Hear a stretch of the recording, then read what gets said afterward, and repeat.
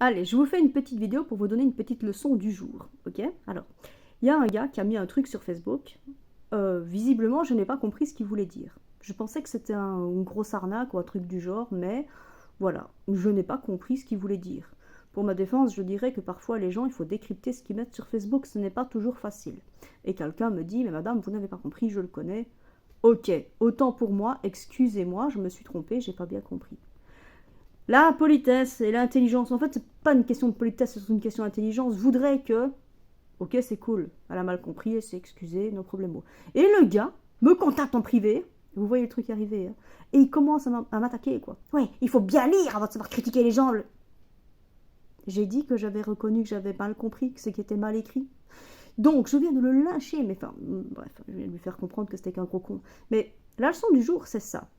Et je l'ai constaté plusieurs fois, faites attention, s'il vous plaît.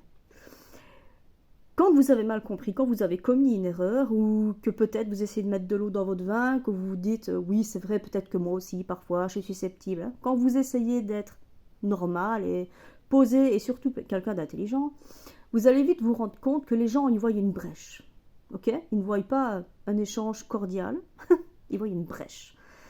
Si vous avez le malheur, et je vous promets, je l'ai vu ça plein de fois, hein, t'as le malheur de dire oui c'est vrai, peut-être j'aurais peut-être pas dû non plus.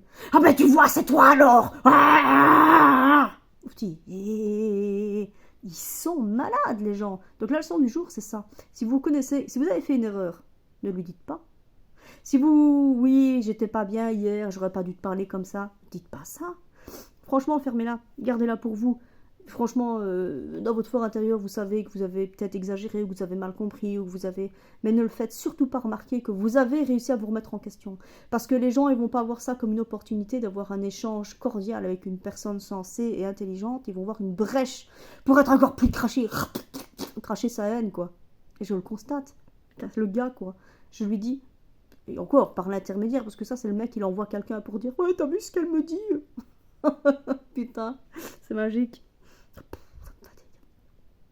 Et quand je dis, bah oui, peut-être, éventuellement, j'ai mal compris. Oh putain, comment il attaque. Montrer pas de brèche.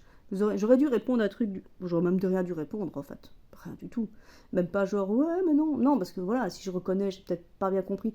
Enfin, en même temps, vous savez, je suis pas très sûre que j'avais pas très bien compris, mais je mets de l'eau dans mon vin. Mais quoi qu'il arrive, c'est la leçon que je tire et que maintenant, dorénavant, je ne mettrai plus de l'eau dans mon vin. Si je constate que j'ai fait une erreur, ce qui est très rare, mais qui arrive quand même, ben je ne le dis plus.